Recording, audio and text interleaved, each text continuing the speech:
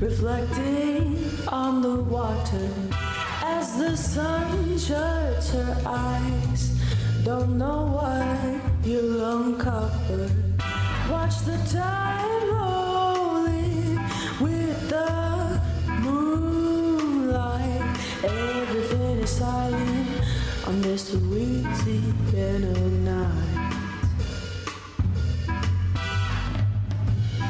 Hey, you're listening to Missing Magnolias. Scarlett and Michelle here. We are excited today to have a guest.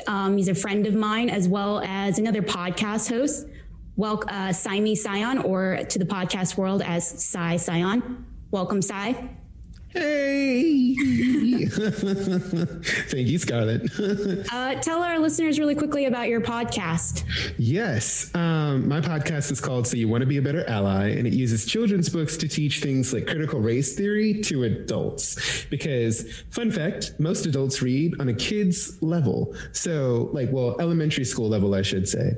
So instead of trying to explain the works of W.E.B. Du Bois, Angela Davis, Maya Angelou, Toni Morrison, using their own books, I'm taking what those books talked about and trying to filter it through books they can understand, like The Hungry Caterpillar, The Secret Garden, and so that's me. That's what I do.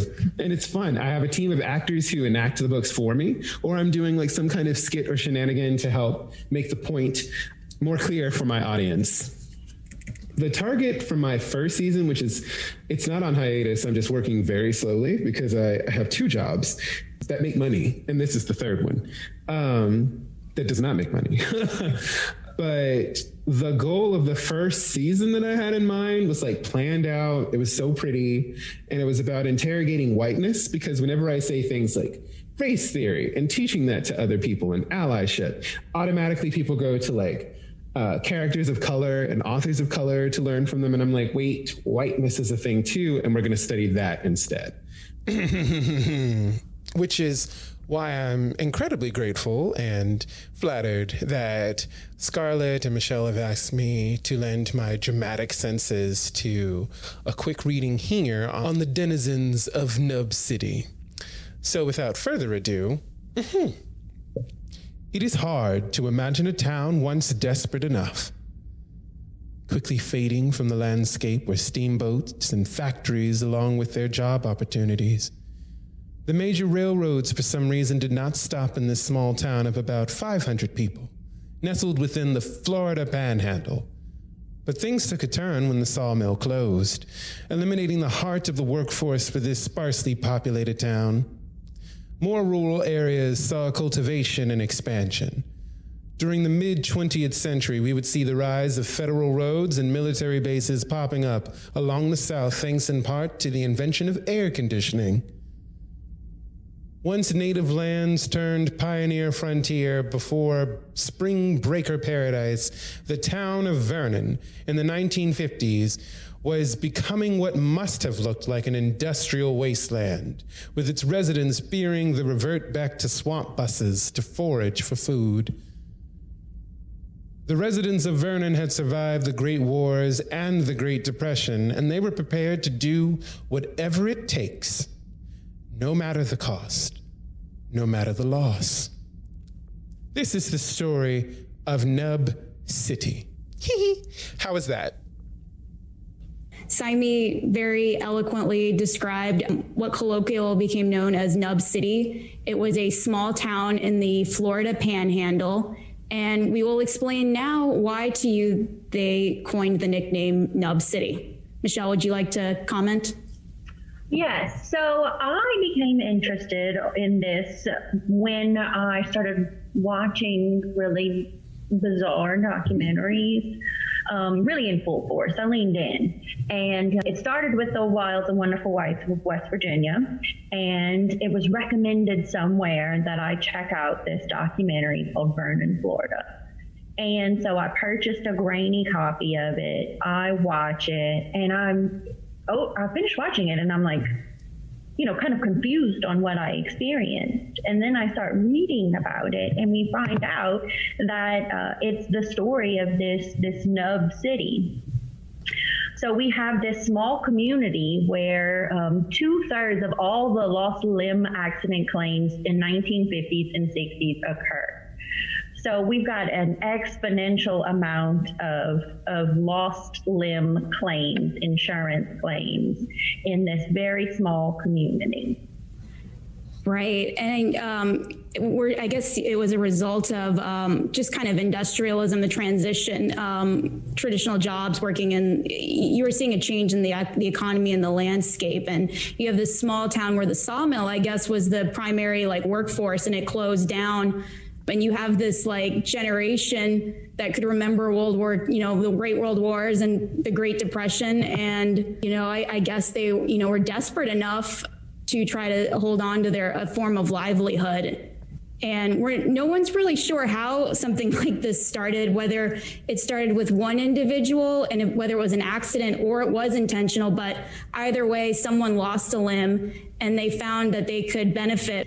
And so what happened was kind of a trickle effect where they had many accident claims within Vernon as well as in the Panhandle.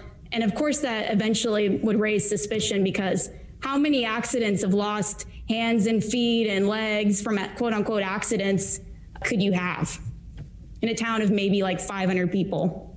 So some of the accidents that were reported to the insurance agencies were like a man aiming for a hawk who mistook it for his hand, named his foot trying to protect his chickens, farmer who mistook his foot for a squirrel.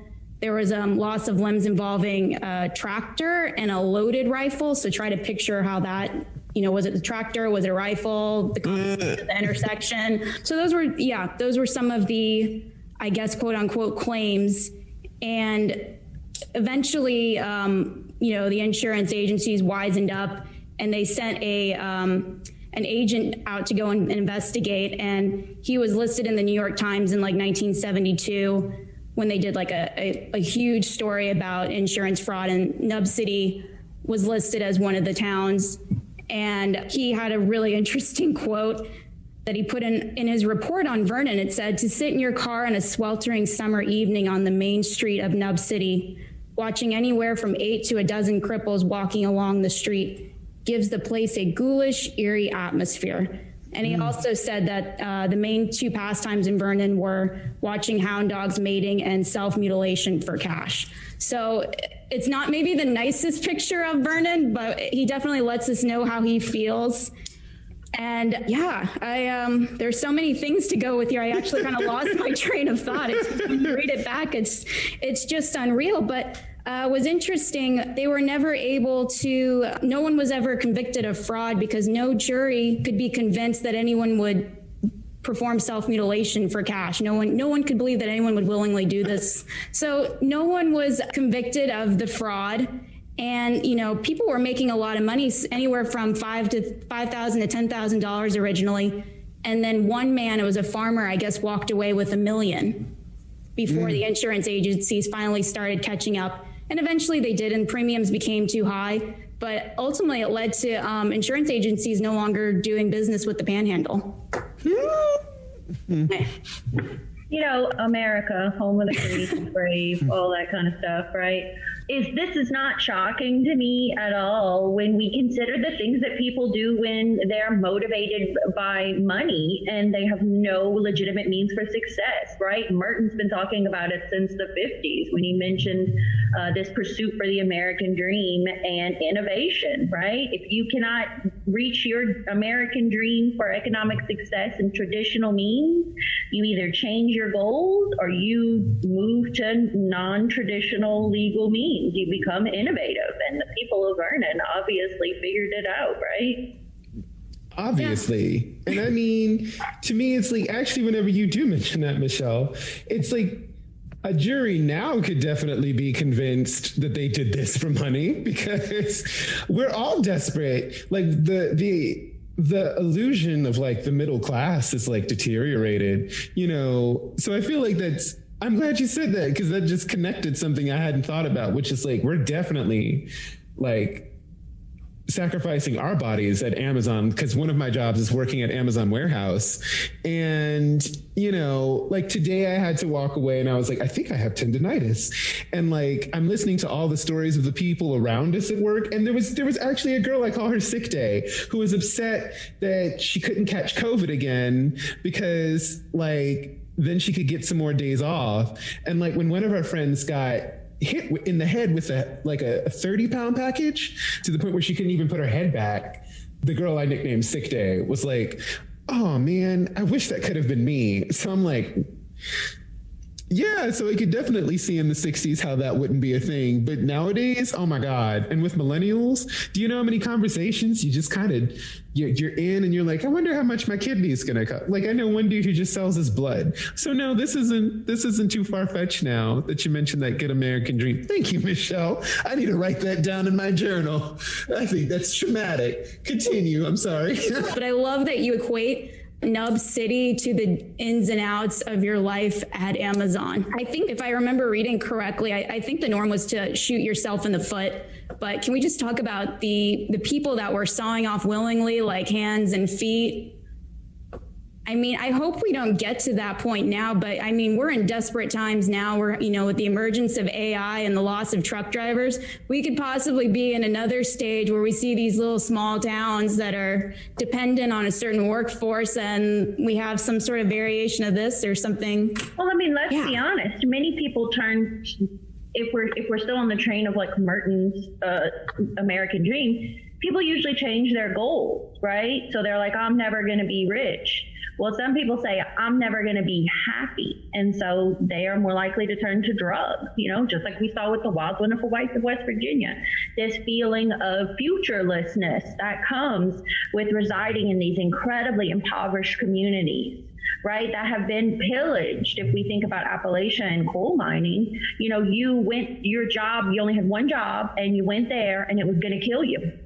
And so some people opted out of that. And sometimes we turn to drugs. I mean, look at the opioid epidemic that we have going on right now in the United States, right? Like, I guess, I don't know, we could argue, you know, what's worse, drugs or shooting off your limbs.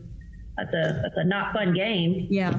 Preach it, sis, because there's a book that I've been reading called Nomadland by Jessica Bruder that is about the changing landscape of the American economy. And like, I forget the name of the town she mentions, but it's like in either Arizona or Nevada, where like the only thing they did was like make asphalt, something like that. It was like this company called Empire, and they only made one thing, and then that one thing stopped, and then the whole of the town had to leave because like that's all they did. So all of their investments were just in this like all their eggs were in one basket essentially. So yeah, it's kind of like, this is a dystopia that I think is like oncoming as like the middle class tries to accept the fact that they're not anymore.